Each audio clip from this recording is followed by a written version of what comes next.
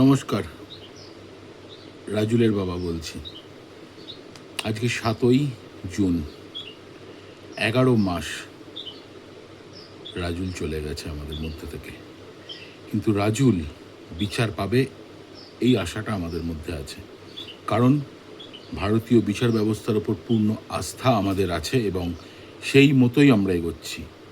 এবং আমি রোজ যে পোস্ট করে যাচ্ছি র্যাগিং বন্ধ হওয়া নিয়ে, সেটা সোশ্যাল মিডিয়াতে ব্যাপকভাবে সাড়া ফেলেছে আপনাদের মধ্যে। আমরা এটাই চেয়েছি যে বিচার যেমন হবে বা যেমন চলছে তেমনই চলুক, বিচার ঠিক হবে, কিন্তু সমাজের মধ্যে একটি বার্তা দিতে চেয়েছি যে র্যাগিংটাকে বন্ধ করতে হবে যে কোনোভাবে। যার জন্য আমি রোজ পোস্ট করে যাই বা ভিডিওগুলো ছাড়ি, যাতে আপনাদের মধ্যে পৌঁছায় এবং সেই সচেতনমূলক বার্তাটা আমি সবার কাছে পৌঁছে দিতে পারি। আজকে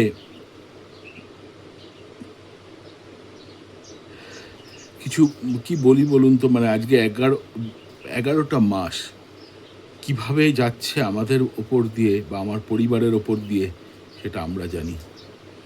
তবে আমাদের দৃঢ় বিশ্বাস, যেভাবে আপনারা আমাদের পাশে আছেন, আমরা জানি একদিন না একদিন বিচার আমরা ঠিক পাবই। বিচার রাজুলকে পেতেই হবে।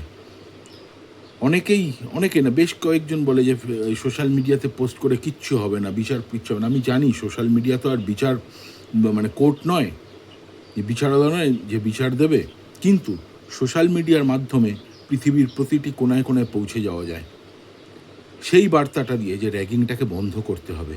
একটা অটিজমে আক্রান্ত বাচ্চা, যে কিনা ঈশ্বর প্রদত্ত তার প্রতিভা ছিল, যেটা জানার পরেও তাকে দিনের পর দিন মানসিক এবং শারীরিকভাবে টর্চার করা, স্কুলে সমস্ত কিছু জানানোর পরেও সেগুলো হওয়া, এগুলো তো বাঞ্ছনীয় নয়।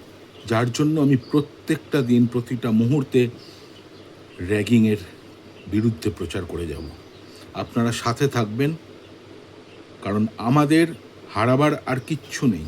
আমাদের ছেলে মৃত, মারা গেছে, আমরা জানি, কিন্তু সেই সব রাজুলদের জন্য, সেই সব বাবা মায়েদের জন্য আমাদের এই লড়াই চলবে। নমস্কার, পাশে থাকবেন। আবারও বলছি, রাজুল বিচার পাবে, রাজুলকে বিচার পেতেই হবে। আর আমাদের পোস্টগুলো বা ভিডিওগুলো একটু শেয়ার করে দেবেন, এই কারণে শেয়ার করে দেবেন যাতে সবার কাছে পৌঁছায়। কারণ সমাজ আজকে আত্মকেন্দ্রিকতায় ভুগছে, যেটা সমাজের পক্ষে খুব খারাপ, ধ্বংসের দিকে নিয়ে যাচ্ছে সমাজকে। তাই সবাই পাশে থাকুন, কথা দিলাম শেষ অবধি লড়ে যাব, রাজুল বিচার পাবে। নমস্কার।